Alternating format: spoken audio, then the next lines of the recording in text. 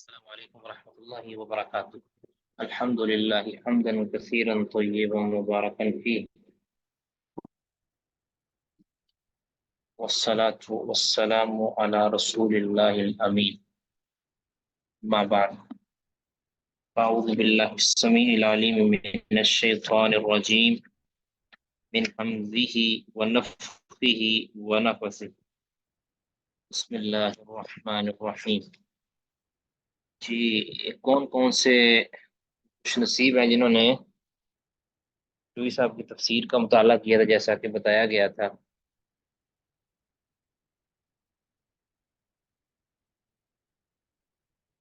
جی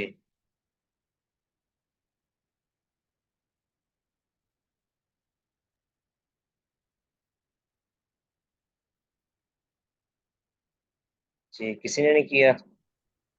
جی شیخ محترم، میں نے لیکچر آج ہی سنا ہے، تو میں انشاءاللہ آج مطالعہ کروں گا رات کو، انشاءاللہ.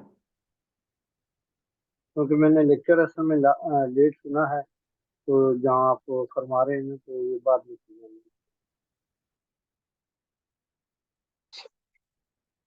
چلیں، مطالعہ کر لیجئے گا، اگر نہیں کیا تو مفید رہے گا بہت ہی. اچھا، یہ کون پڑھیں گے جی انشاءاللہ آیت نمبر 4 سے؟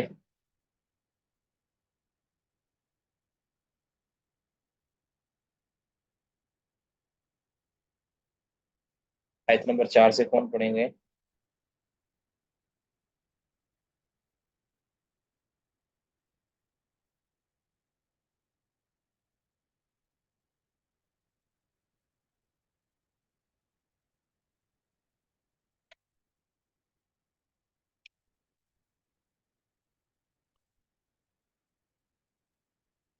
السلام علیکم ورحمۃ اللہ وبرکاتہ۔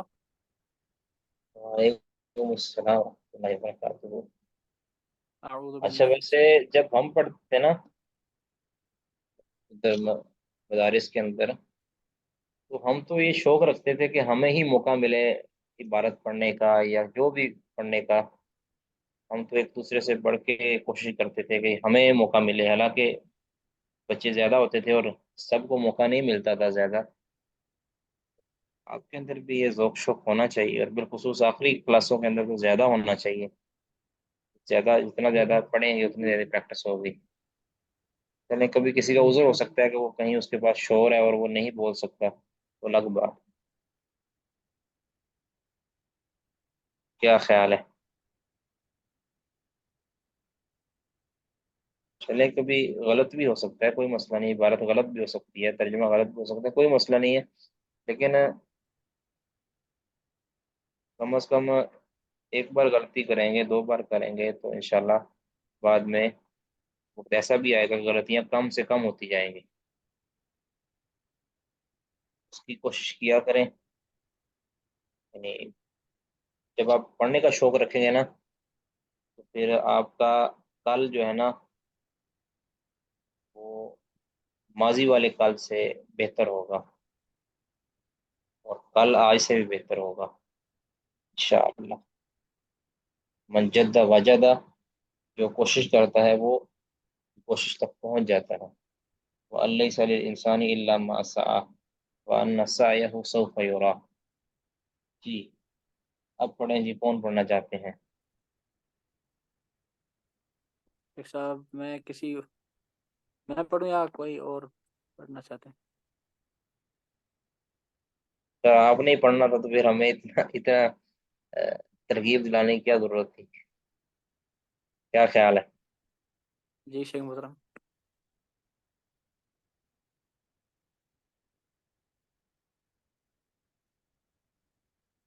جی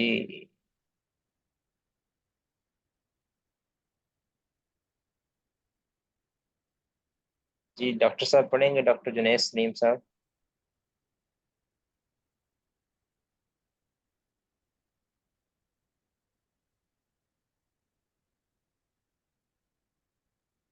السلام علیکم شیخ صاحب۔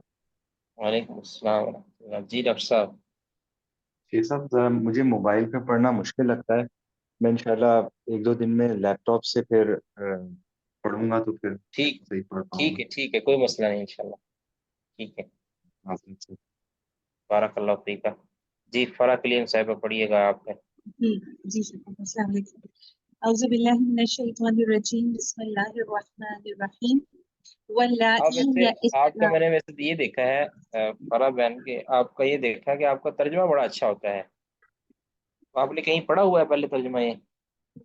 جی شیخ محترم کیا ہوا ہے میں نے قرآن کا کورس۔ جی جی شیخ محترم میں نے کیا ہوا ہے، میں نے آپ کو بتایا بھی تھا۔ اچھا اچھا اچھا اچھا اچھا، وہ ادھر ڈاکٹر فرت ہاشمی صاحبہ کے پاس کرا ان کے ادارے میں؟ جی جی جی شیخ محترم۔ جی جی ٹھیک ہے، جی پڑھیے گا جی۔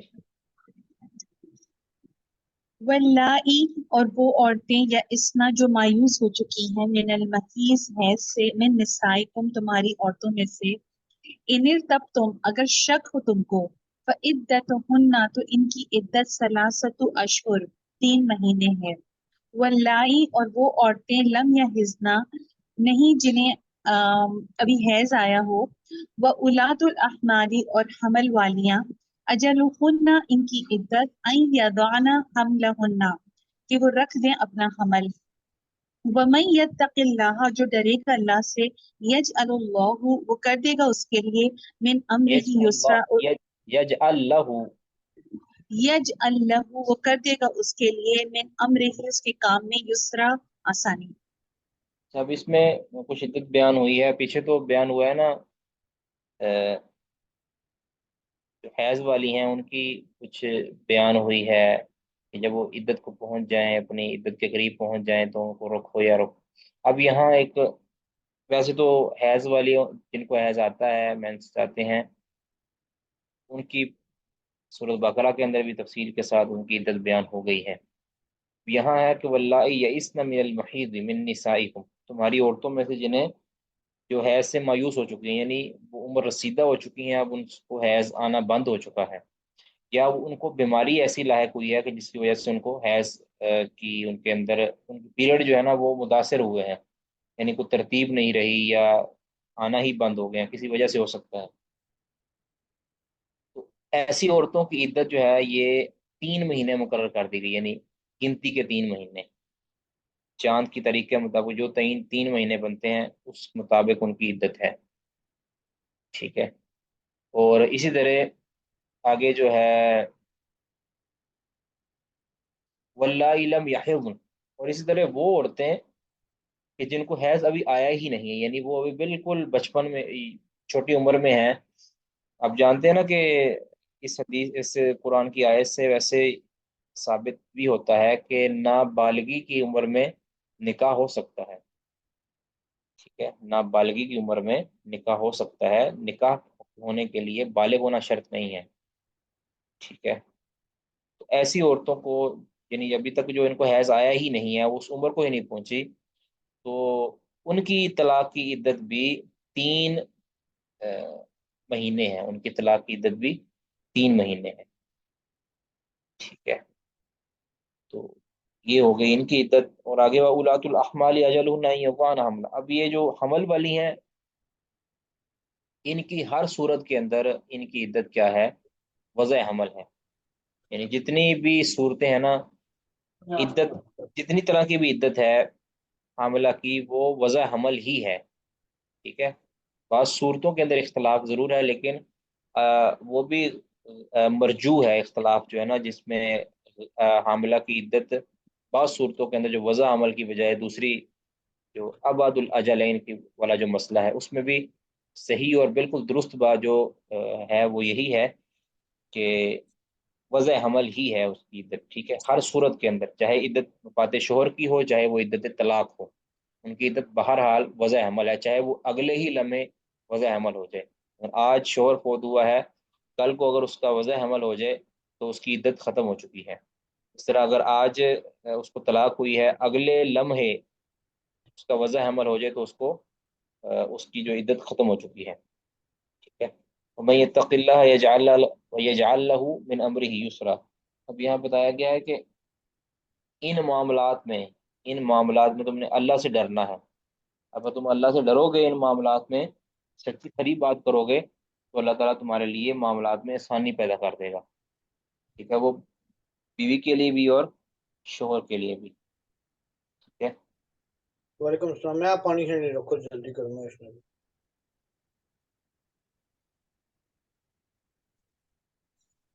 جی جی پڑھیے گا جی آگے. عدت کے حوالے سے، ذالکہ عدت کے حوالے سے کسی کا کوئی سوال ہے تو وہ کر سکتے ہیں. طلاق کے حوالے سے کوئی سوال ہے تو وہ کر سکتے ہیں. اس سے ہٹ کے بھی اگر کوئی سوال کسی کے ذہن میں ہے تو وہ کر سکتے ہیں. جی شیخ صاحب آواز آ رہی ہے؟ یہ آواز آ رہی ہے جی، بالکل آ رہی ہے. معاذ بھائی شیخ کی صاحب آواز. یہ جو گامدی ہے تو وہ کہتا ہے کہ آج کے دور میں عدت نہیں، کیونکہ عدت اصل استبراء حمل کے لیے ہے. تو یہ تو آج الٹرا ساؤنڈ وغیرہ سے بھی پتہ چل جاتا ہے. تو اس کا ہم کس طرح جواب دیں؟ دیکھیں یہ بال بالکل باطل ہے اس کی بات. عدت صرف استبرائے رحم کے لیے نہیں ہوتی. استبرائے رحم کے لیے تو ایک ماہ کی عدت بھی کافی ہے. استبرائے رحم کی کرنا ہے تو پھر تو ایک مہینے کی عدت بھی کافی ہے. 3 مہینے تک جو ہے عدت کا کیا مطلب ہے. اسی طرح جو وفات شوہر کی عدت ہے، وفات شوہر کی عدت ہے وہ اس کے لیے بھی 4 ماہ 10 دن بتائے گئے ہیں. اس کا کیا مطلب ہے؟ اس کے لیے بھی 1 ماہ کافی تھا. تو یہ بالکل غلط بات ہے کہ عدت صرف استبرائے رحم کے لیے ہے. استبرائے رحم کے لیے بھی ہے، اس کے علاوہ بھی اللہ تعالیٰ کی اس کے اندر کیا حکمت ہے تو اس کا ہمیں کوئی اندازہ نہیں. ٹھیک ہے. تو اس کے علاوہ جو سے کہتے ہیں اور بات میرے ذہن میں آئی تھی. بہرحال اور کوئی سوال اگر اس کا کوئی تسلی کا جواب ہو گیا ہو تو.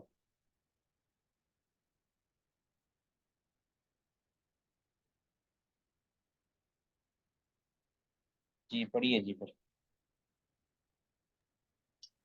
ذالکہ امر اللہ، یہ اللہ کا حکم ہے. انزلہ، اس نے نازل کیا ہے اس کو الیکم تمہاری طرف. ومن یتق اللہ، اور جو ڈرے گا اللہ سے، یکفر عنہ، وہ دور کر دے گا اس سے سیئاتہ، اس کی برائیاں. ویعظم لہ اجرا، اور بڑا کر دے گا اس کے لیے اجر. یعنی یہ جو اللہ کا حکم ہے، مطلب یہ طلاق کے جو مسائل ہیں، یہ جتنے بھی مسائل ہیں ان کو مذاق میں نہ لیا جائے. یہ حلال و حرام کے مسئلے ہیں، ان کو اپنے خاندانی یا اپنے جو سرکاری نظام کے تحت ان کو رد نہ کیا جائے، بلکہ یہ حقیقت اللہ تعالیٰ کی طرف سے حکم ہے. اللہ تعالیٰ کے معاملات ہیں جو اللہ نے تمہاری طرف نازل کیے ہیں. اب ان معاملات میں اللہ سے ڈر کے رہنا. جو اللہ سے ڈر کے رہے گا اللہ اس کے لیے پھر اس کی گناہوں کو بھی معاف کر دے گا، اس کے لیے اجر بھی بڑا کر دے گا. یہ اور بھی کئی فوائد ہیں اس آیت کے اندر. جی شیخ صاحب، جی جی شیخ صاحب یہ مجھے پوچھنا تھا کہ جیسے حدیث میں آتا ہے کہ ولی کی اجازت کے بغیر شادی لڑکی نہیں کر سکتی. تو یہ جو کورٹ میرج ہوتی ہے کس صورت میں جائز ہو سکتی ہے؟ یا ولی کی اجازت کے بغیر کوئی ایسی صورت ہے جس میں شادی لڑکی کر سکتی ہے؟ دیکھیں اس میں تھوڑی تفصیل ہے. مطلقاً ہم کورٹ میرج کو جائز بھی نہیں کہتے، مطلقاً ناجائز بھی نہیں کہتے. اب اس کی کچھ صورتیں ہیں، میں ایک تو آپ کو سامنے ذکر کر دیتا ہوں، باقی اس کے علاوہ اور بھی صورتیں ہو سکتی ہیں. نمبر 1 صورت کہ اگر کسی کا کوئی والی وارث نہیں ہے، بالکل اس کا قریبی کوئی بھی مرد رشتہ دار موجود ہی نہیں ہے، تو وہ کورٹ کے ذریعے جج کو یا اپنے کسی پنچایت کے اندر یا اپنے کسی علاقے کے معتبر شخص کو وہ اپنا ولی بنا سکتی ہے. اس میں آپ قانونی اگر دیکھا جائے تو پھر وہ جج ہی معتبر بن جائے گا یا وکیل معتبر بن جائے گا، اس کے اندر گواہ ہو جائیں گے تو وہ شادی کر سکتی ہے. اس صورت کے اندر وہ شادی کر سکتی ہے، کورٹ میرج کر سکتی ہے. نمبر 2، اگر کسی کا جو ولی تو ہے لیکن وہ ولی مسلمان نہیں ہے.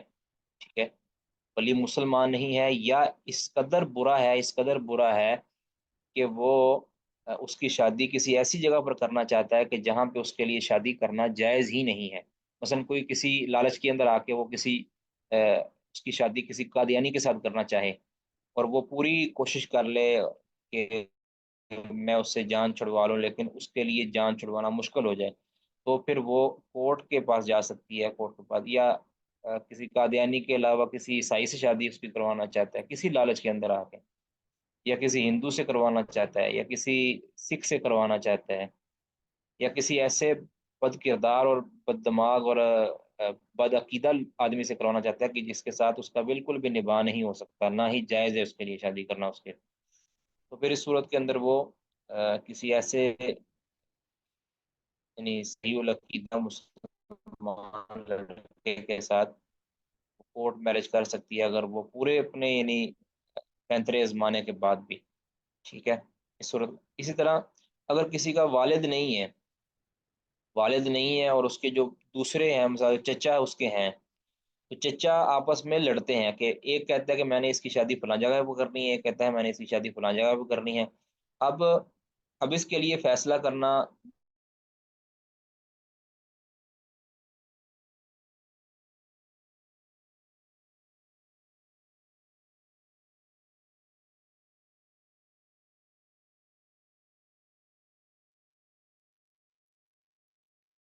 اچھا، میں عرض کر رہا تھا ایک شخص کی والد نہیں ہے اور اس کے دوسرے جو ولی ہیں وہ چچا ہے، مطلب ایک ہی مرتبہ کے ہیں نا، چچا ہیں، کسی کے تین چچا ہیں، تینوں آپس میں لڑ رہے ہیں، جھگڑ رہے ہیں، تینوں کہتے ہیں، ایک کہتا ہے میں نے اس کی شادی فلاں جگہ پہ کرنی، دوسرا کہتا ہے فلاں جگہ، تیسرا کہتا ہے فلاں جگہ پہ۔ اب اس صورت کے اندر اگر وہ کسی ایک چچا کی بات مانتی ہے تو پھر فساد کر میں کھڑا ہو جائے گا اور اس کے لیے مشکل ہو جائے گی۔ اب حدیث میں آتا ہے فَإِنِ اشْتَجَرُوا فَالسُّلْطَانُ وَلِيُّ مَن لَا وَلِيَّ لَهُ، اگر وہ اولیاء آپس میں جھگڑ پڑیں، یعنی ان کا آپس میں اختلاف ہو جائے، تو پھر اس عورت کا ولی وہ ہوگا کہ جو اس علاقے کا سلطان ہے، یعنی حاکم ہوگا یا وڈیرا جو بھی ہے، تو اس صورت کے اندر بھی وہ کورٹ میرج کر سکتی ہے، ٹھیک ہے۔ ٹھیک ہے، اس کے علاوہ کچھ صورتیں شاید ہوں، ادروائز حاضر سروس والد موجود ہو اور بالکل وہ صحیح العقیدہ ہو اور صحیح سلامت ہو، اس کو چھوڑ کر اس کو بتائے بغیر، اس کو اعتماد میں لیے بغیر کورٹ میرج کرنا یہ درست نہیں ہے۔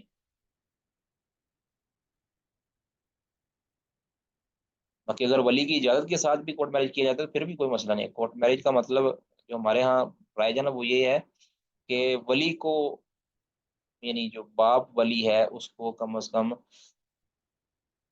انڈر پاس کر کے نا، بائی پاس کر کے بندہ اس کی اجازت کے بغیر نکاح کرے، یہ والا یعنی اس کو کہا جاتا ہے کہ یہ کورٹ میرج ہے۔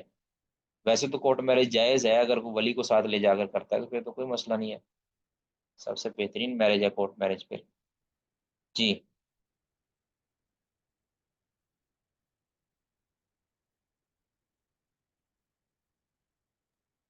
پڑھیں جی۔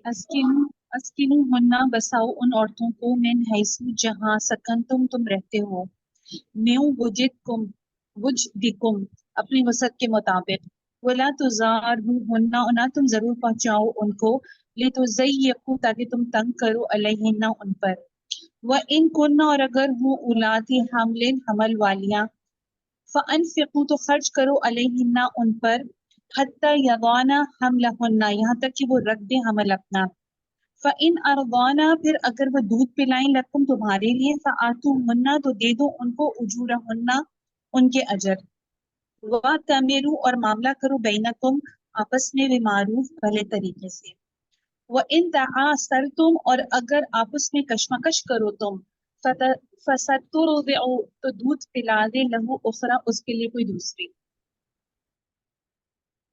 جب اس میں کچھ مسائل بیان ہوئے ہیں کہ پہلا مسئلہ ہے کہ اسکینو ہونا، ابھی یہ ان عورتوں کی بات ہو رہی ہے جن کو طلاق رجعی ہوئی ہے، ٹھیک ہے، طلاق رجعی کی بات ہو رہی ہے اور طلاق بائن کی یہ بات نہیں ہو رہی۔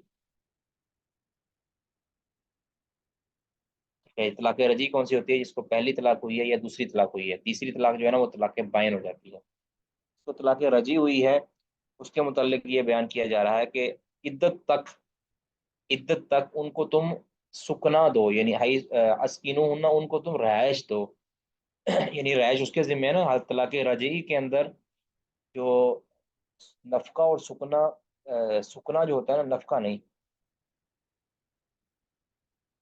سوری،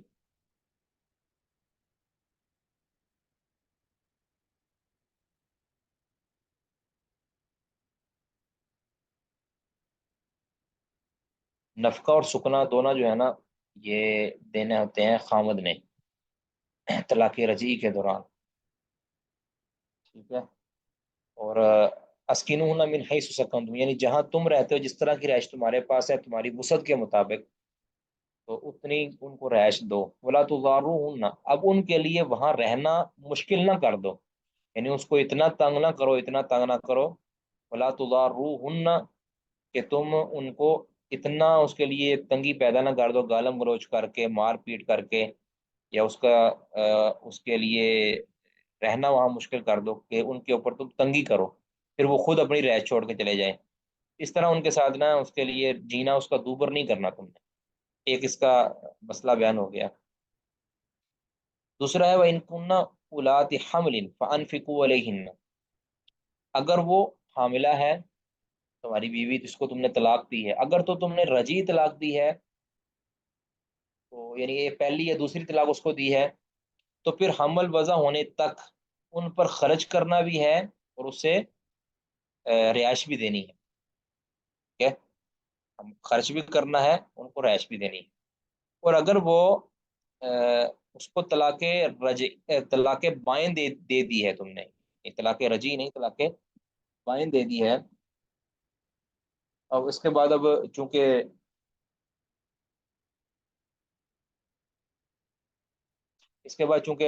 دوبارہ آپ کہہ سکتے ہیں کہ واپسی کی کوئی گنجائش نہیں رہی، طلاق بائن ہو چکی ہے، اب وضع حمل تک تو اس کی عدت ہے، اب اس دوران تم نے صرف اس کو خرچ دینا ہے.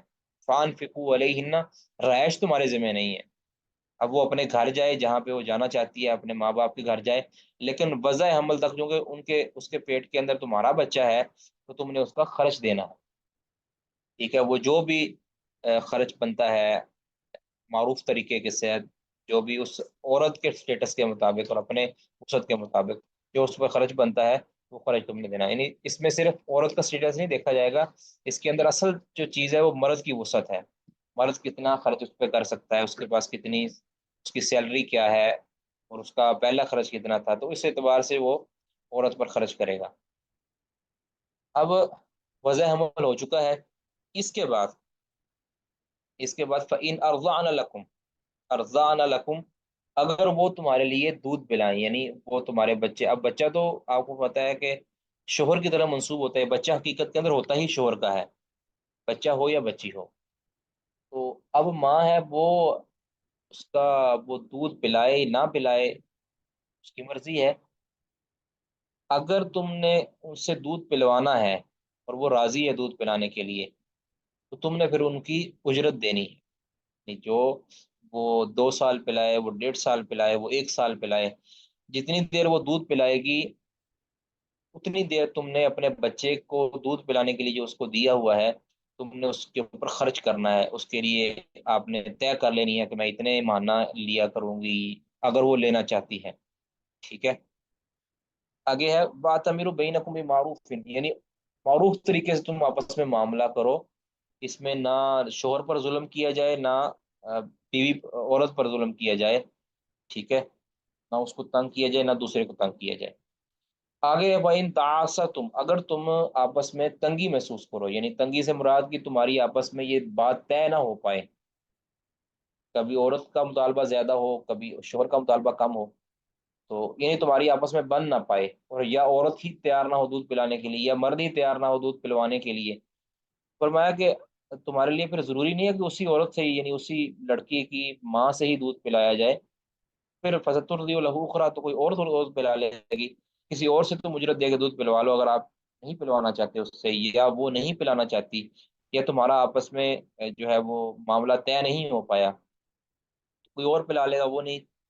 یہاں یہ بیان یہ کیا جا رہا ہے کہ اسی عورت سے دودھ پلوانا یہ ضروری نہیں ہے، اور نہ ہی اسی عورت کا دودھ پلانا ضروری، نہ اس پر لازم ہے نہ اس پر لازم ہے، کوئی اور پلا دے گا، کوئی مسئلہ نہیں. یہ وہاں بیان کیا تھا. جی شیخ صاحب، جی جی. پاکستانی قوانین میں تو اگر میاں بیوی کی طلاق ہوتی ہے تو اگر کورٹ میں کیس جاتا ہے تو 100 میں سے 100 دفعہ ہی عورت کی کسٹڈی میں بچہ دیا جاتا ہے. اسلامک پوائنٹ آف ویو سے جو میری سمجھ میں آ رہی ہے، آپ یہ کہہ رہے ہیں کہ وہ بچہ مرد کا ہے اور اس کی کسٹڈی بھی اسی کے پاس رہے گی اور اسی کا اختیار ہے کہ وہ اس عورت سے دودھ پلوانا چاہے یا نہیں. یہ تھوڑا سا کلیئر کریں گے؟ دیکھیں، یہ ہے کہ عدالت اس کو مجبور کرتی ہے. عدالت کہتی ہے کہ اس کی کسٹڈی میں دو، یہ اس کی سب سے بہتر دیکھ بھال کر سکتی ہے اور تم اس کے اوپر خرچ کرو گے. بچہ اسی کا ہی ہوتا ہے، خامد کا ہی بچہ ہے.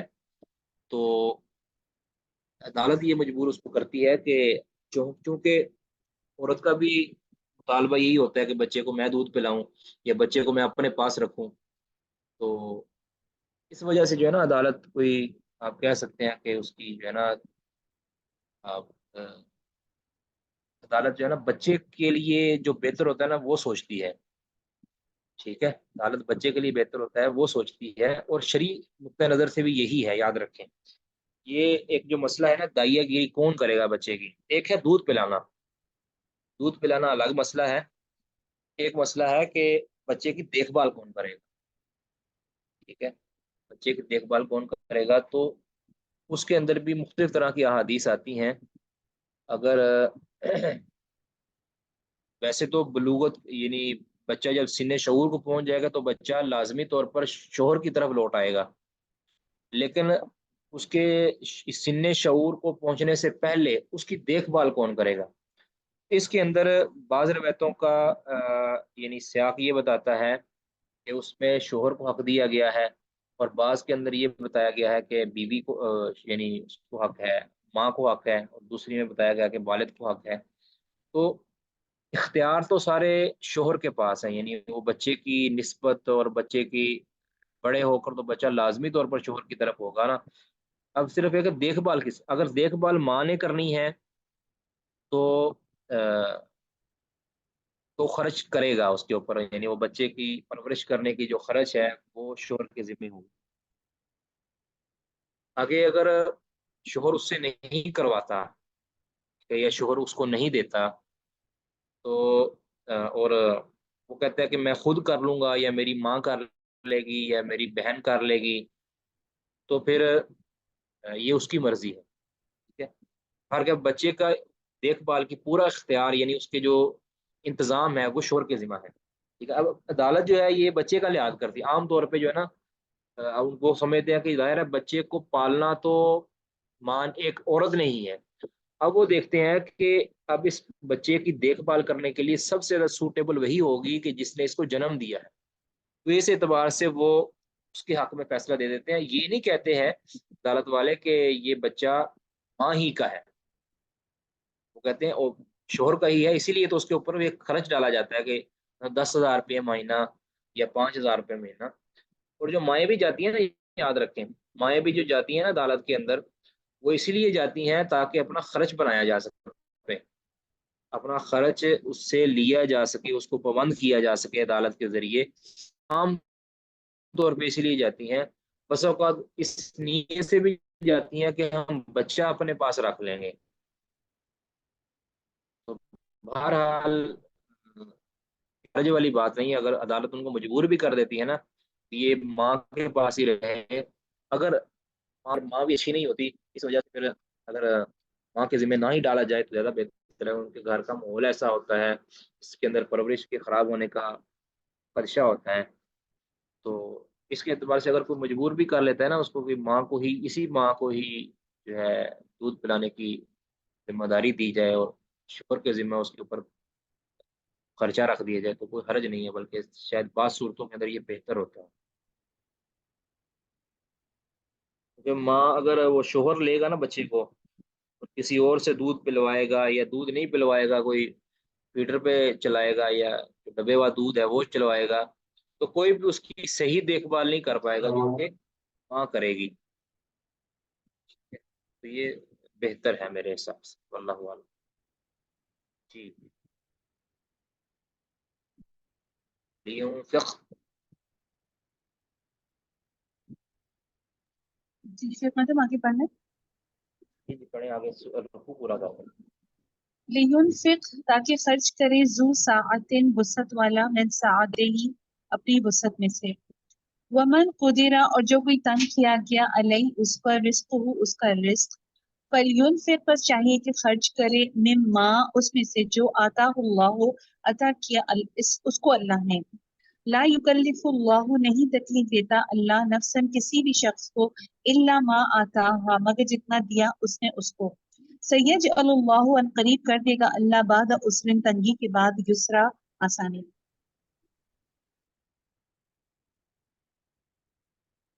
अब यहाँ एक तो ये बताया गया ना पहले कि खर्च करना है, शोहर के जिम्मा है, उसने सारा खर्च उठाना है। अब ये कहा गया कि शोहर से भी कुछ ज्यादा मुतालबा ना किया जाए। शोहर को चाहिए एक जो वसत वाला है उसको चाहिए कि अपनी वसत के मुताबिक, यानी जिसको अल्लाह ने फरा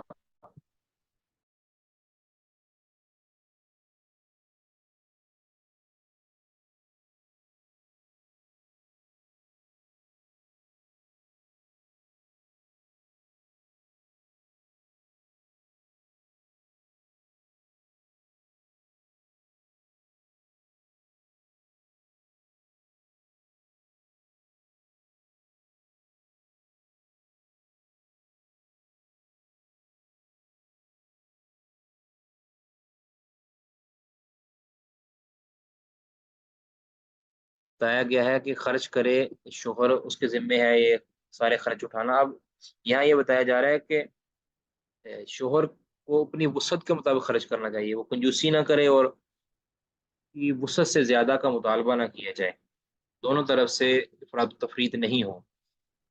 लियुनफिक ज़ू साअतिन मिन साअतिही, जिसको अल्लाह ने वसत दी है, फराखी दी है, तो वो अपनी फराख दिली के साथ खर्च करे अपनी वसत के। अगर अमीर है तो फिर अमीरी वाला खर्च करे, ये नहीं है कि फिर वो 5,000 रुपया दे दे। अगर वो ज्यादा खर्च कर सकता है तो अगर वो 20-25 हज़ार भी अपनी वसत के मुताबिक खर्च कर सकता है। और अगर उस पर रिज़्क को तंग किया गया है, वो जितना अल्लाह ने उसको दिया है उस मुताबिक खर्च कर दे। उसको 500 रुपया भी दे देगा ना, अगर अपनी वसत उसके अंदर इतनी ही है, फिर वो उसी के मुताबिक खर्च करे।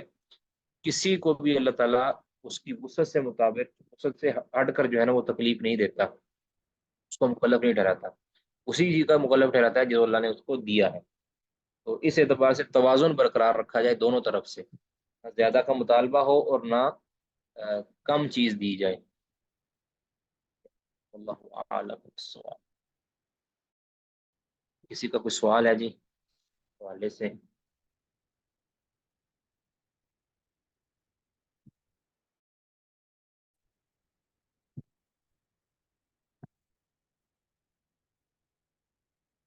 जी, अल्फस्लु सानी मिनल बाबिल अव्वल, पहले बाब में से दूसरी फसल, फिल औकातिल मनही अनिस्सलाति फीहा, उन औकात के बारे में कि जिनमें नमाज पढ़ना ममनू है। ममनुआ कौन से है? हाज़िहिल औकातु, और ये औकात, इख्तलफ अल उलमा मिनहा फी मौज़िइन, इन औकात के हवाले से उलमा का दो जगह पे इख्तलाफ हुआ है। अहदुहुमा फी आददिहा, इनकी तादाद के बारे में, कौन से कितने ममनुआ औकात हैं, एक है, दो है, तीन है, चार है, पांच है, कितने ममनुआ औकात हैं जिनमें नमाज पढ़ना ममनू है। ठीक है। वसानी, और दूसरा इख्तलाफ क्या है, फिस सलावातिल्लती यतअल्लकु नहयु अन फ़िलिहा फीहा, कि वो कौन सी नमाजें हैं कि जो इन ममनुआ औकात में पढ़ना मना है और कौन सी नमाजें इन ममनुआ औकात में पढ़ना मना नहीं है। पहली पहले इख्तलाफ क्या है कि इनकी तादाद कितनी है, कौन कौन सी ममनुआ औकात हैं। दूसरा है कि इन ममनुआ औकात में से कौन कौन सी नमाजें पढ़ी जा सकती हैं और कौन सी नमाजें पढ़ी नहीं जा सकती। तो जैसे बाज कहते हैं कि सबबी नमाज पढ़ी जा सकती है, बात कहते हैं नहीं पढ़ी जा सकती, बात कहते हैं कि जो कज़ा नमाज है उसको पढ़ा जा सकता है। ठीक है, तो इस पर सबका इत्तेफाक। बहरहाल पहला मसला है अल मसलतुल ऊला, अददुल औकात अल मनही अनिस सलाति फीहा। एक मिनट ठहरिए।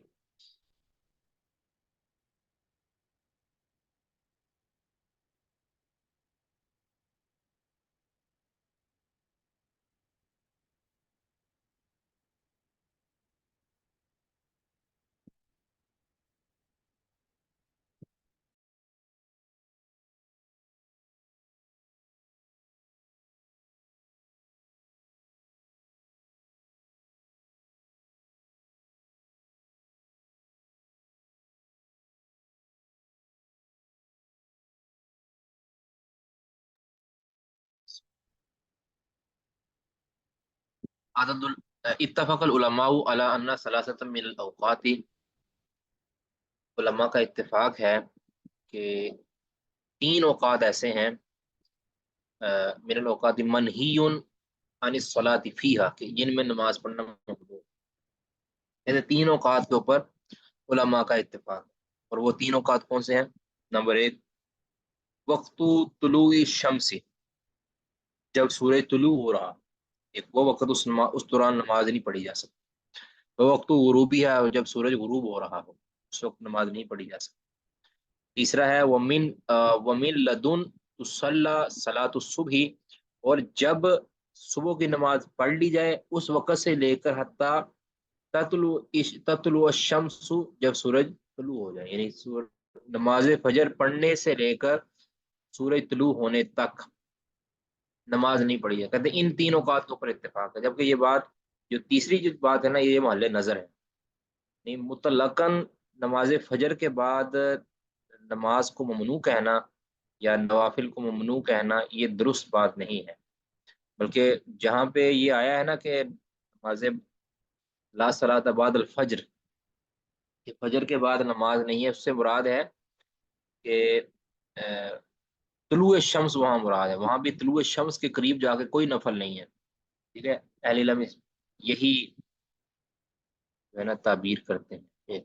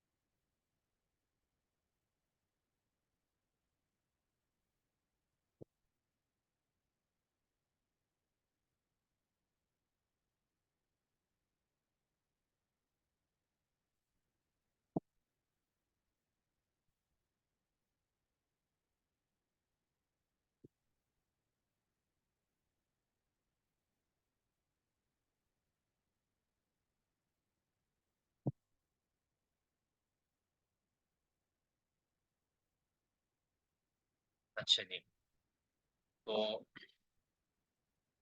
ये बात महल नजर है। अच्छा, कहते हैं वक्त, अब ये तीनों, इनके मुताबिक 3 औकात के ऊपर तो उलमा का इत्तेफाक है, यानी जो कहा है उनका इत्तेफाक है कि 3 औकात के अंदर नमाज पढ़ना ममनू है।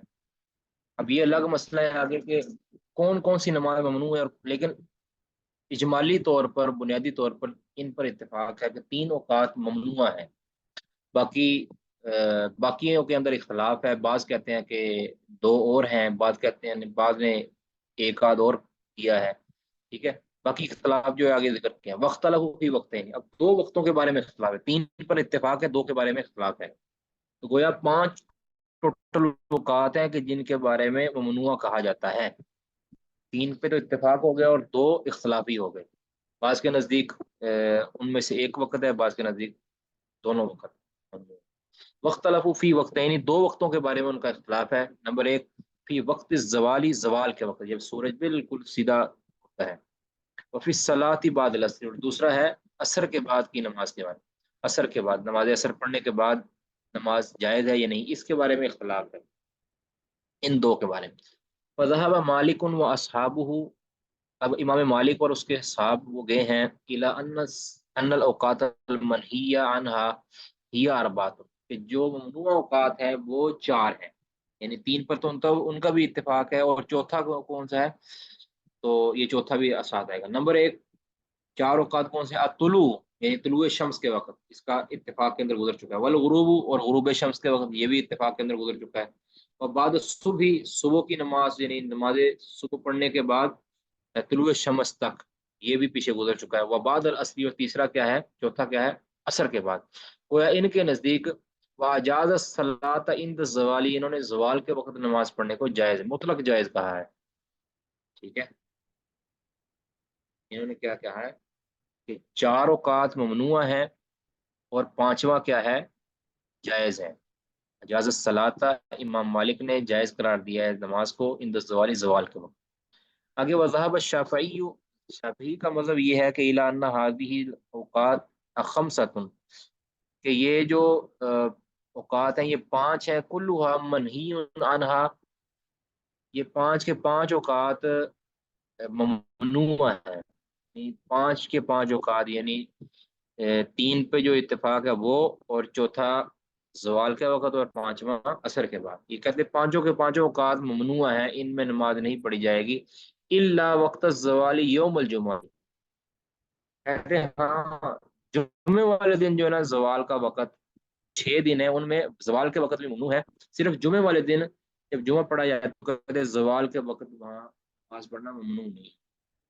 فإنه اجاز فی صلاۃ، جمعے والے دن انہوں نے زوال کے وقت نماز کو جائز قرار دیا۔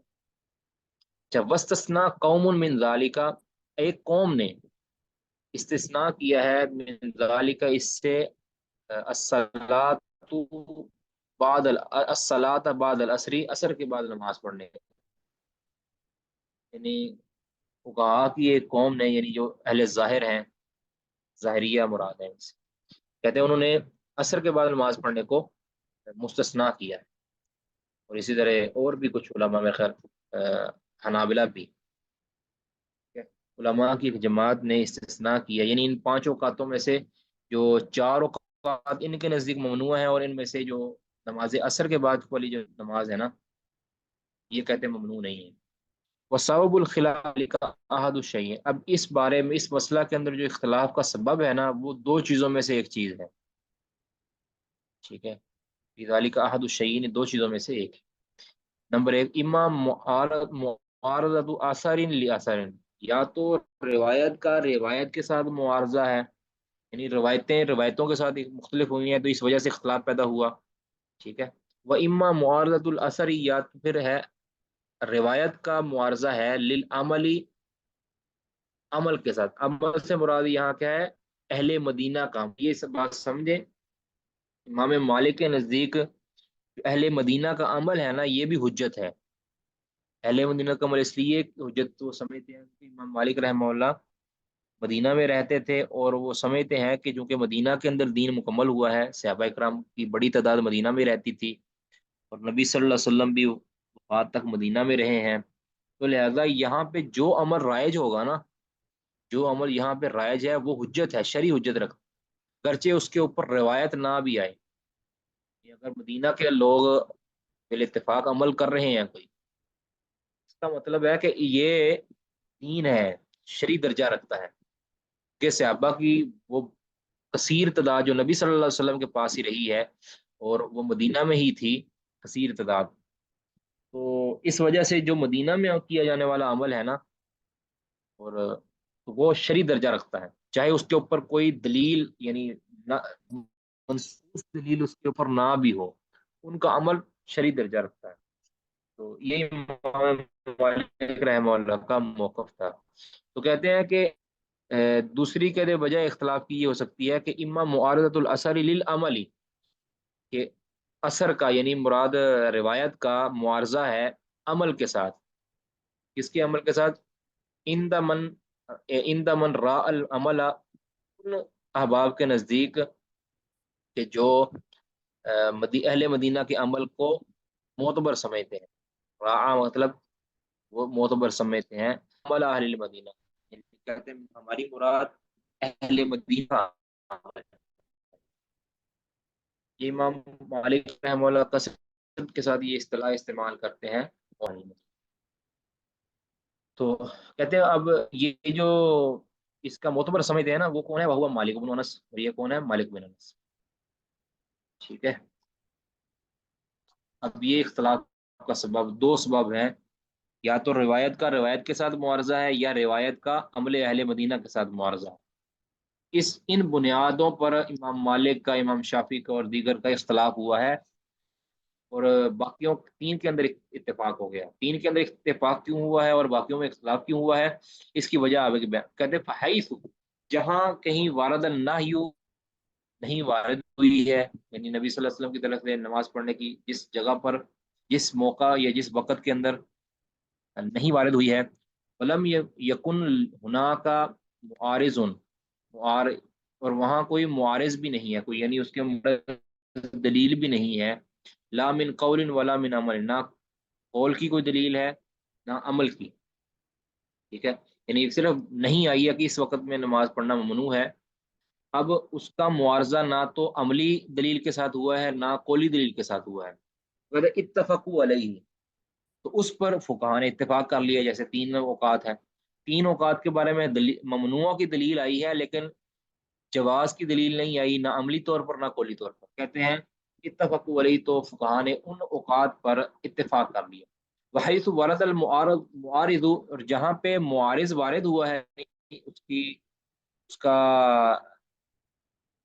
اس کے مخالف دلیل آئی ہے، تو اختلاف اس بارے میں انہوں نے اختلاف کر لی، جس کے نزدیک جس چیز کی ترجیح حاصل تھی اس نے اس کو راجع قرار دے دیا، ٹھیک ہے، تو لہذا جہاں پہ معارضہ ہوا ہے اس ممانت کا، وہاں پہ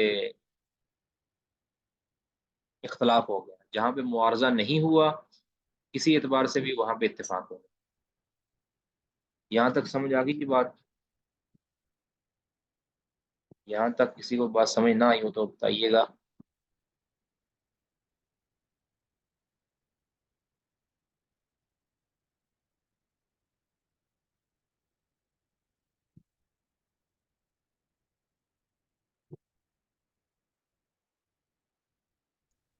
اما اختلافوں فی وقت الزوالی، اب جو 2 اختلاف ہوئے ہیں نا زوال کے وقت اور عصر کی نماز کے وقت، عصر کی نماز کے بعد کے وقت، بعد کے نماز کے بارے میں، اب اس کے اختلاف کی سبب بیان کر رہے ہیں۔ اما اختلافوں فی وقت الزوالی، جو زوال کے وقت میں ان کا اختلاف ہوا ہے، زوال کے وقت کے بارے میں جو ان کا اختلاف ہوا ہے، وہ اس وجہ سے فلی معارضۃ العمل فیہ للعصر، اس میں کہتے ہیں کہ اہل مدینہ کے عمل جو ہے نا یہ معارض ہوا ہے حدیث کے ساتھ، للعصری، حدیث کے ساتھ معارض ہوا ہے، وذالک، اور وہ اس طرح کہ انہ ثبت من حدیث عقبہ بن عامر الجہنی، کہ سیدنا عقبہ بن عامر جوہنی کی روایت کے اندر یہ ثابت ہے کہ انہ قال، کہ وہ کہتے ہیں کہ 3 ساعات، 3 اوقات ایسے ہیں کہ کان رسول اللہ صلی اللہ علیہ وسلم ینہانا ان نصلی فیہا، کہ نبی صلی اللہ علیہ وسلم نے ہمیں منع فرمایا کہ ہم اس میں نماز پڑھیں، وَأَن نَقْبِرَ فِيهَا مَوْتَانَا، یا اس کے اندر ہم اپنے مردوں کو دفنائیں، یہ 3 اوقات ایسے ہیں کہتے ہیں ان میں نبی صلی اللہ علیہ وسلم نے منع کیا۔ پہلا وقت کیا ہے؟ ہینا تطلع الشمس بازغۃ، جب سورج طلوع ہو رہا ہو، حتی ترتفع، یہاں تک کہ وہ بلند ہو جائے، کہ جب روشن ہو کے سورج طلوع ہو رہا ہو، جب تک وہ روشن نہیں ہو جاتا، جب تک وہ بلند نہیں ہو جاتا نا، بالکل ظاہر نہیں ہو جاتا، تب تک ہمیں نماز پڑھنے سے منع کیا ہے اور مردے دفنانے سے۔ وہی نہ یقوم قائم الظہیرتی حتی تمیلا، اور جب سایہ بالکل سیدھا ہو جائے، ہینا یقوم قائم الظہیرتی، جب سایہ بالکل سیدھا ہو جائے، حتی تمیلا، جب سیدھا ہو جائے وہاں سے لے کر جب تک سورج مائل نہیں ہو جاتا، سورج یعنی میلان ظاہر نہیں کر دیتا، تب تک جو ہے نا ہمارے لیے نماز پڑھنا ممنوع قرار دیا ہے۔ اور تیسرا وقت وہینا تزیف الشمس، یعنی تتزیف الشمس للغروب، جب سورج غروب کے لیے مائل ہو جائے، جھک جائے، یہ 3 اوقات ہیں، خرجہ مسلم، اس کو مسلم نے تخریج کیا۔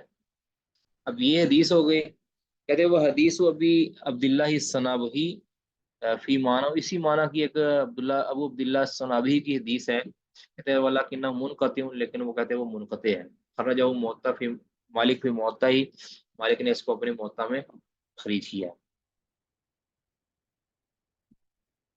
کہتے ہیں وہ من الناس، اب بعض لوگ ایسے ہیں، من ذهب الى من الصلاۃ فی هذه الاوقات الثلاثه كلها، کہ جو ان تینوں اوقات کے اندر نمازوں کو ممنوع کہتے ہیں، ٹھیک ہے، 3 اوقات ذکر کیا، طلوع شمس، غروب شمس اور زوال شمس، اس ٹائم 3 اوقات ہیں، بعض نے کہا تینوں اوقات جو ہے نا یہ ممنوع ہے، بعض نے کہا کہ 2 ممنوع ہیں اور تیسرے کے بارے میں وہ اختلاف کرتے ہیں۔ ایسے کہ ومن الناس، بعض ایسے ہیں کہ من ذهب الى من الصلاۃ فی هذه الاوقات الثلاثه كلها، جو ان تینوں اوقات کے اندر نماز پڑھنے کو منوع کرتے ہیں، اب باقی جو اوقات ہے نا باقی کے بارے میں تو دلیل آئی ہے نا. ومن الناسی اور بعض لوگ ایسے ہیں من استثنا من ذالک وقت الزوال جس نے مستثنا کر لیا ہے ان تین اوقات میں سے زوال کے وقت وہ مستثنا کر لیا ہے. اب یہ مستثنا یا تو اما باطلاق یا تو مطلق طور پر استثنا کیا ہے کہ روز ہی زوال کے وقت نماز پڑھنا ممنوع جس طرح امام مالک ہے وہ ہوا مالک اور وہ کیا ہے مالک یعنی روز ہی کوئی مسئلہ نہیں ہے کبھی بھی زوال کے وقت نماز پڑھنا ممنوع نہیں ہے. اب یہ کیوں کیا انہوں نے یہ اہل مدینہ کے عمل کی وجہ سے امام مالک نے اس طرح کیا ہے. وہ اما فی یوم الجمعہ فقط یا صرف اور صرف جمعے کے دن مستثنا کیا ہے کہ جمعے والے دن ممنوع اوقات نہیں ہوتا زوال کے وقت. وہ شافی اور وہ کون ہے امام شافی یعنی امام شافی نے کہا ہے کہ باقی 6 دنوں کے اندر ممنوع ہے لیکن صرف جمعے والے دن ممنوع نہیں ہے. اما مالک اب جو امام مالک نے یہ استثناء کیا ہے نا زوال کے وقت کو مطلقاً فلی ان العمل عندہ بالمدینتی کہتے وہ اس وجہ سے کہ ان کے نزدیک اہل مدینہ میں اس پر عمل رہا ہے. لما وجدہ علی الوقتین فقط کیونکہ انہوں نے پایا ہے اہل مدینہ کے عمل کو علی الوقتین فقط صرف 2 وقتوں پر. ٹھیک ہے یعنی انہوں نے صرف 2 وقتوں پر ممنوع پایا ہے اہل مدینہ کو اس وجہ سے انہوں نے 2 وقتوں کو تو ممنوع قرار دے دیا لیکن باقی ولم یجد ہو اور نہیں انہوں نے پایا اہل مدینہ کا عمل علی الوقت الثالث تیسرے وقت یعنی تیسرا وقت یعنی زوال کے وقت انہوں نے اس کو ممنوع قرار دیا دینے والا عمل نہیں پایا. اس ٹائم اہل مدینہ اس وقت میں نماز پڑھنے کو ممنوع نہیں سمجھتے تھے. اس وجہ سے کہتے ہیں انہوں نے اس حدیث پر اہل مدینہ کے عمل کو ترجیح دی ہے. انہوں نے پھر جس پر اہل مدینہ کا عمل پایا ہے اس کو انہوں نے سمجھ لیا ہے کہ یہ ممنوع ہے اور جس پر اہل مدینہ کا عمل نہیں پایا کہا ہے کہ یہ ممنوع آنی یعنی میرا کہتے ہیں مطلب یہ ہے کہتے ولم یجد علی الوقت الثالث تیسرے وقت کے اندر انہوں نے اہل مدینہ کا عمل نہیں پایا آنی الزوال یعنی زوال کے وقت. تو اباح الصلاۃ فیہ تو اس وقت میں امام مالک نے نماز کو جائز قرار دے دیا. واعتقد امام مالک رحمہ اللہ نے یہ نظریہ رکھا ہے یعنی یہ انہوں نے عقیدہ تھا ان کا کہ ان ذالک النہی منسوخ بالعمل کہ یا تو یہ جو نہیں تھی جو 3 اوقات والی جو نہیں تھی ان میں سے جو تیسرا وقت ہے نا زوال والا کہتے یہ نہیں منسوخ ہو چکی ہے بالعمل اہل مدینہ کے عمل کی وجہ سے اہل مدینہ کے عمل کی وجہ سے کیونکہ ممنوع اوقات میں سے یہ جو نہیں تھی نا یہ منسوخ ہو چکی تھی. تو اگرچہ روایت کے اندر نہیں آیا یہ منسوخ ہونا لیکن جو کہ اہل مدینہ نے عمل کیا ہے لہٰذا یہ منسوخ ہے. ٹھیک ہے یہ امام مالک رحمہ اللہ نے توجیہ دی. وہ اما ملم یرا للعمل تاثیرا اور جو لوگ اہل مدینہ کے عمل کو کچھ بھی کہہ لے کہ حیثیت نہیں دیتے نا یا یہ سمجھتے ہیں کہ اہل مدینہ کا عمل یہ مؤثر نہیں ہے تو فباقی اعلی اصلی ہی تو وہ باقی رہے تو فباقی اعلی اصلی ہی تو وہ شخص باقی رہا ہے اعلی اصلی اس اپنی اصل پر فلمنی منع کرنے کا یعنی انہوں نے کہا کہ جب 3 اوقات کا ذکر آ گیا لہٰذا یہ تیسرا وقت بھی ممنوع ہے کیونکہ اہل مدینہ کے عمل کی کوئی شرع کے اندر حیثیت نہیں ہے تشریع کے اندر نہیں شرعیت کے اندر ان کی کوئی اصل نہیں ہے کوئی تاثیر نہیں ہے لہذا کہتے ہیں کہ یہ حدیث اپنی اصل پر باقی رہے گی. وقت تکلمنا اب یہ ابن رشد کہتے ہیں وقت تکلمنا فی العمل وقوتہ کہتے ہیں اہل مدینہ کے عمل کے متعلق اس کے حجت ہونے کے متعلق وقوتہ اور اس کے قوی ہونے کے اندر بارے میں ہم نے کلام کیا ہے فی کتابینا اپنی کتاب میں فی الکلام الفقہی فقی بحوث کے اندر فقی بحوث کے بارے میں جو ہماری کتاب ہے نا اس پر ہم نے کلام کرتے ہوئے اپنی اس کی حجیت کے اوپر کہہ لیں ہم نے بات کر دی ہے. وہ الذی یدعا باصول الفقہ کہتے ہیں اس کا نام کیا ہے اصول فقہ. اصول فقہ اس کا نام ہے ہماری اس کتاب کا. اس کے اندر ہم نے کہتے وضاحت کر دی ہے ثابت کر دیا ہے کہ یہ اہل مدینہ کا عمل حجت ہے یہ کہ انہوں نے فائدے کی بات کر دی ہے ادھر. واما الشافعی اب جو امام شافعی ہے نا یہ کہ فلیما صح عندہ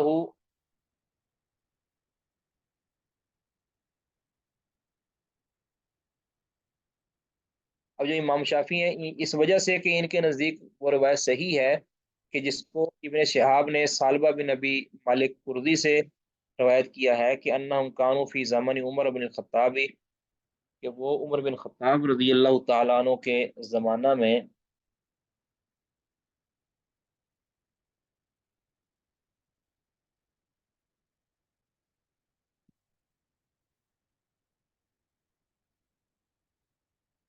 اچھا کہتے ہیں کہ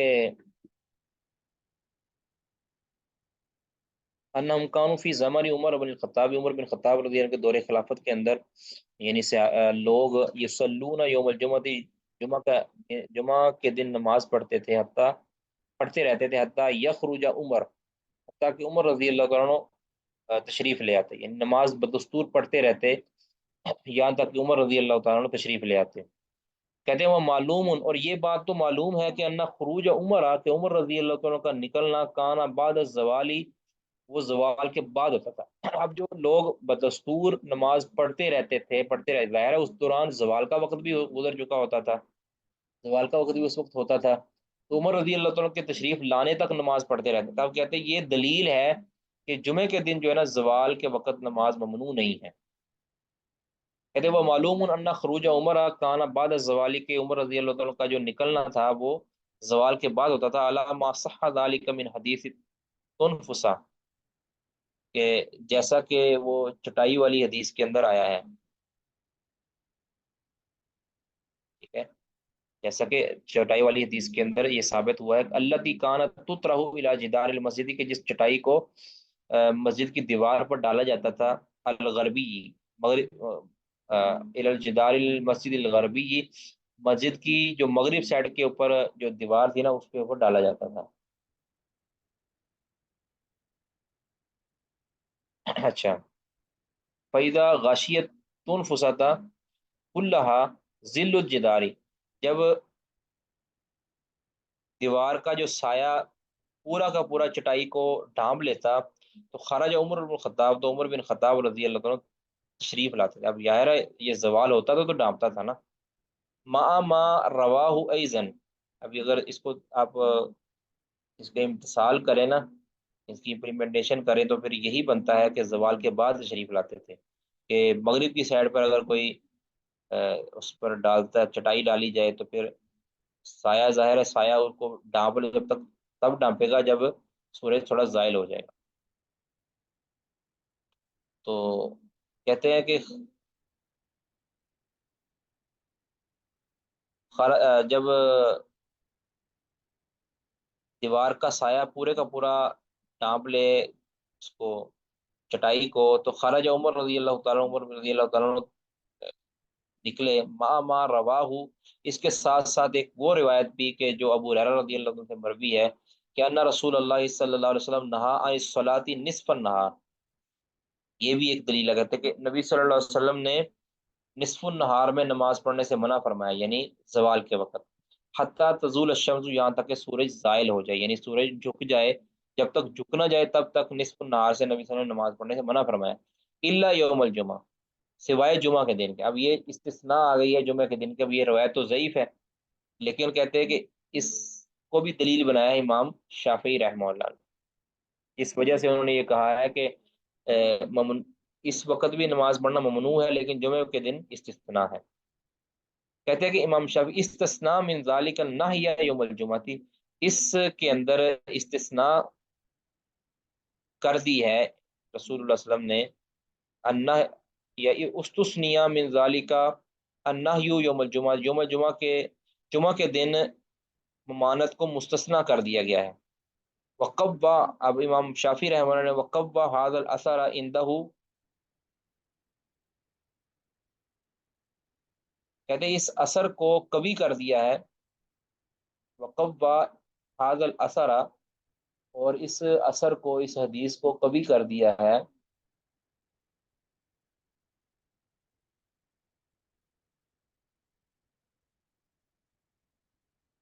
اچھا، العمل، اس عمل نے، یعنی جو لوگ عمل کرتے تھے اس نے امام شافعی کے نزدیک اس اثر کو قوی کر دیا ہے، فی ایام عمر رضی اللہ تعالیٰ عنہ کے دور خلافت میں جو عمل کرتے تھے لوگ، نماز پڑھتے رہتے تھے جمعہ کے دن، اس نے اس اثر کی سند کو مضبوط کر دیا ہے۔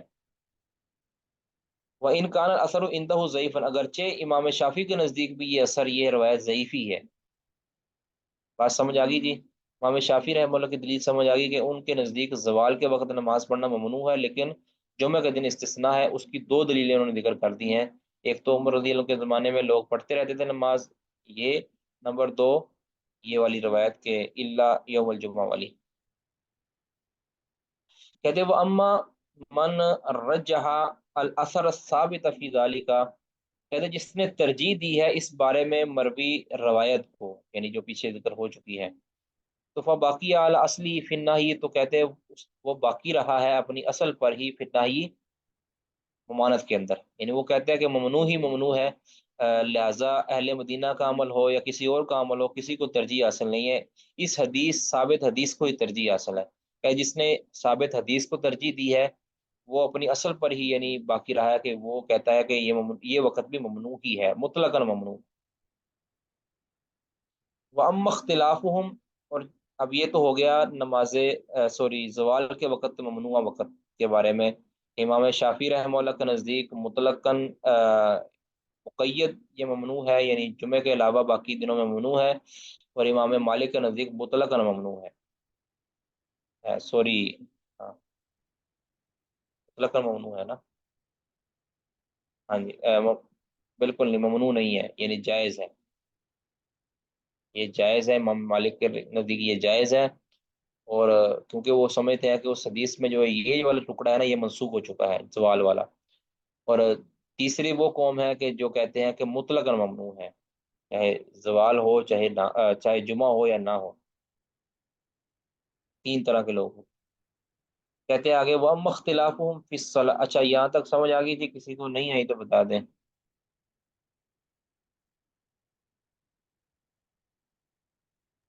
جی جی شیخ۔ ہمارے ممدوح تو چلے گئے ہیں جی، تاجور بشیر صاحب چلے گئے۔ تاجوار بشیر صاحب جی۔ وَأَمَّا اخْتِلَافُهُمْ فِي الصَّلَاةِ بَعْدَ الْعَصْرِ، کہتے ہیں وہ جو اختلاف عصر کے بعد نماز کے بارے میں ہوا ہے نا، فسبب اس کا سبب ہے تعارض الآثار الثابتۃ فی ذالک، اس مسئلہ کے اندر جو، اچھا اگر اس کو ہم پڑھیں یا نہ پڑھیں، تھکنا نہ جائیں آپ میرا خیال، اچھا میں جلدی سے پڑھ دیتا ہوں، پھر ذرا غور کیجیے گا۔ تو کہتے ہیں اس مسئلہ کے اندر آثار جو ثابت ہیں ان کا آپس میں تعارض ہوا ہے، وذالک ان فی ذالک حدیثین متعارضتین، اس وجہ سے کہتے ہیں اس مسئلہ کے اندر دو معارض حدیثیں ہیں۔ پہلی حدیث حدیث ابی ہریرہ المتفقی، حدیث ابو ہریرہ المتفق علی صحتہ، ابو ہریرہ کی متفق علیہ حدیث ہے، وہ کیا ہے کہ ان رسول اللہ صلی اللہ علیہ وسلم نہا عن الصلاۃ بعد العصر حتی تغرب الشمس، کہ رسول اللہ صلی اللہ علیہ وسلم نے عصر سے بعد سورج غروب ہونے تک نماز پڑھنے سے منع کیا ہے۔ وعن الصلاۃ، اور اس طرح منع کیا ہے نبی صلی اللہ علیہ وسلم بعد الصبح حتی تطلع الشمس، صبح کی نماز کے بعد نماز پڑھنے سے حتی تطلع الشمس، یہاں تک کہ سورج طلوع ہو جائے۔ ایک تو یہ ہے کہ جس کے اندر سورج مغرب کے عصر کے بعد نماز پڑھنے کی ممانعت آئی ہے۔ اب دوسری اس کے معارض حدیث کیا ہے؟ کہتے ہیں کہ حدیث حدیث عائشہ رضی اللہ عنہ کی حدیث کے ما ترک رسول اللہ صلی اللہ علیہ وسلم صلاتین فی بیتی، کہ نبی صلی اللہ علیہ وسلم نے کبھی بھی میرے گھر کے اندر دو نمازوں کو ترک نہیں کیا، قطع، کبھی بھی، سرم والا علانیہ، نہ پوشیدہ طور پر نہ ہی علانیہ طور پر۔ وہ کون سی ہیں؟ رکعتین قبل الفجر، فجر سے پہلے دو رکھتے ہیں یعنی جو سنتیں ہیں، اور اسی طرح ورکعتین بعد العصر، اور عصر کی نماز کے بعد دو رکھتے ہیں۔ اب دونوں کے اندر معارض ہیں، ٹھیک ہے، یعنی اس کے ایک حصے کے اندر معارضت ہے نا، کہ الصلاۃ بعد العصر، عصر کے بعد جو نماز ہے، اور ادھر ہے رکعتین بعد العصر، عصر کے بعد دو رکھتے ہیں، نبی صلی اللہ علیہ وسلم نے کبھی بھی نہیں چھوڑی۔ اب یہ کہتے ہیں عمر رجح حدیث ابی ہریرہ، جس نے ترجیح دی ہے ابو ہریرہ کی حدیث کو، قال بالمنی، اس نے کہا ہے کہ اس ٹائم نماز پڑھنا ممنوع ہے، یعنی عصر کے بعد نماز پڑھنا ممنوع ہے۔ عمر رجح حدیث عائشہ، اس نے حدیث عائشہ کو ترجیح دی ہے، اور رآہ ناسخا، یا اس کو ناسخ قرار دیا ہے، یعنی حدیث عائشہ کو، کہ پہلے مسئلہ ایسے ہی تھا کہ پہلے ممنوع تھا، بعد میں حدیث عائشہ نے اس کو نسخ کر دیا ہے۔ لِأَنَّهُ الْعَمَلُ الَّذِي، کیونکہ یہی وہ عمل ہے الذي مات علیہ، جس پر رسول صلی اللہ علیہ وسلم کی وفات ہوئی ہے، یعنی نبی صلی اللہ علیہ وسلم کا وفات کے وقت تک آخری جو عمل کیا تھا وہ 2 رکعتیں پڑھنے کا تھا، تو اس سے پہلے نبی صلی اللہ علیہ وسلم نے کہتے منع کر دیا ہے۔ تو قال بالجواز، تو اس نے کیا ہے جواز کی بات کی ہے کہ عصر کے بعد نماز پڑھنا جائز ہے۔ کہتے ہیں وہ حدیث ام سلمہ رضی اللہ تعالیٰ کی حدیث سے ہے نا، یعارض حدیث عائشہ، وہ عائشہ رضی اللہ تعالیٰ کی حدیث کے معارض ہے۔ وفی، اور اس میں کیا ہے کہ انہا رات رسول اللہ صلی اللہ علیہ وسلم یصلی رکعتین بعد العصر، کہ انہوں نے یعنی ام سلمہ نے دیکھا رسول اللہ صلی اللہ علیہ وسلم کو عصر کے بعد 2 رکعتیں پڑھتے ہوئے۔ فسالتو عن ذالک، تو کہتے ہیں میں نے اس بارے میں نبی صلی اللہ علیہ وسلم سے سوال بھی کیا، یا فسالتہ عن ذالک، تو ام سلمہ نے اس بارے میں سوال کیا نبی صلی اللہ علیہ وسلم سے، فقالت، تو آپ نے کیا فرمایا کہ میں یہ 2 رکعتیں جو پڑھ رہا ہوں یہ اس وجہ سے پڑھ رہا ہوں کہ انہ اتانی ناس من عبد القیس، کہ میرے پاس عبد القیس کے بنو عبد القیس کے کچھ لوگ آئے تھے، یعنی ظہر کے بعد، فشغلونی عن الرکعتین اللتین، تو انہوں نے مجھے مشغول کر دیا، مصروف کر دیا ان 2 رکعتوں سے، اللتین بعد الظہری، کہ جو ظہر کے بعد 2 رکعتیں تھیں، وہما ہاتانی، کہ نبی صلی اللہ علیہ وسلم نے فرمایا کہ یہ وہی 2 رکعتیں ہیں جو میں عصر کے بعد ابھی پڑھ رہا ہوں۔ کہتے اب یہ جو ترجیح کیا دے رہے ہیں کہ گویا حدیث عائشہ رضی اللہ تعالیٰ عنہ کی جو وجہ ہے وہ یہ تھی کہ نبی صلی اللہ علیہ وسلم کیوں پڑھتے تھے، کیونکہ وہ تو آپ صلی اللہ علیہ وسلم نے ظہر کی جو 2 رکعتیں تھیں وہ آپ صلی اللہ علیہ وسلم نے پڑھی ہے، باقی کہتے ہیں ممنوع ہی ممنوع۔ یہ بات درست نہیں ہے، کہ درست یہی ہے کہ عصر کے بعد بھی نماز پڑھنا جائز ہے۔ دراصل جو ممانعت آئی ہے وہ اس ٹائم کے بارے میں آئی ہے جب سورج بالکل زرد ہو جائے، سورج زرد ہو جائے اس ٹائم مطلقاً نوافل پڑھنا جائز نہیں ہے۔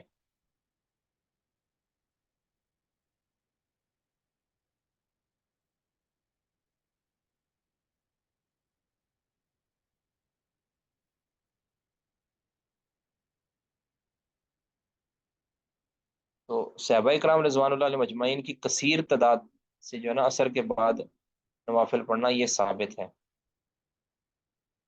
ٹھیک ہے۔ اس پر مضمون بھی ہے ایک، کہ جس کے اندر یہ ثابت کیا گیا ہے کہ جو یہ ممانعت تھی، یہ ممانعت اس وقت کے بارے میں ہے کہ جب سورج بالکل زرد ہو چکا ہو۔ سیدہ عائشہ رضی اللہ تعالیٰ عنہ اور سیدنا عمر رضی اللہ تعالیٰ عنہ اور سیدنا علی رضی اللہ تعالیٰ عنہ، بہت سے صحابہ ایسے ہیں کہ جن سے 2 رکعتیں پڑھنا اس کے بعد ثابت ہے عصر کے بعد۔ اس اعتبار سے عصر کے بعد مطلقاً وقت ممنوع نہیں ہے، بلکہ یہ زوال سورج زرد ہونے کے بعد ہے، جب سورج بالکل غروب کے قریب پہنچ جائے۔ اس طرح نماز صبح کے بعد بھی نماز پڑھنا ممنوع نہیں ہے، نفل پڑھنا ممنوع نہیں ہے۔ دراصل وہ ممانعت طلوع شمس کے بالکل پہلے کی ہے، کہ جب بالکل سورج طلوع ہونے والا ہو اس وقت نماز نہیں پڑھنی، یعنی نماز نفل نہیں پڑھنی۔ باقی اب کون کون سی نمازیں پڑھنا ممنوع ہے، اب یہ تو ہے کہ اوقات کون کون سے ہیں، ان میں 3 پہ اوپر کہتے ہیں اتفاق ہے، 2 کے بارے میں اختلاف ہے۔ اختلاف کی ساری صورتحال آپ کو معلوم ہو گئی۔ اب آگے مسئلہ ہے کہ کن کن نمازوں کو ان اوقات کے اندر نہیں پڑھا جا سکتا اور کن کو پڑھا جا سکتا ہے۔ کسی کا کوئی سوال ہے تو وہ کر سکتے ہیں جی۔ سبحانک اللہم و بحمدک، اشہد ان لا الہ الا انت، استغفرک و اتوب الیک۔ السلام علیکم۔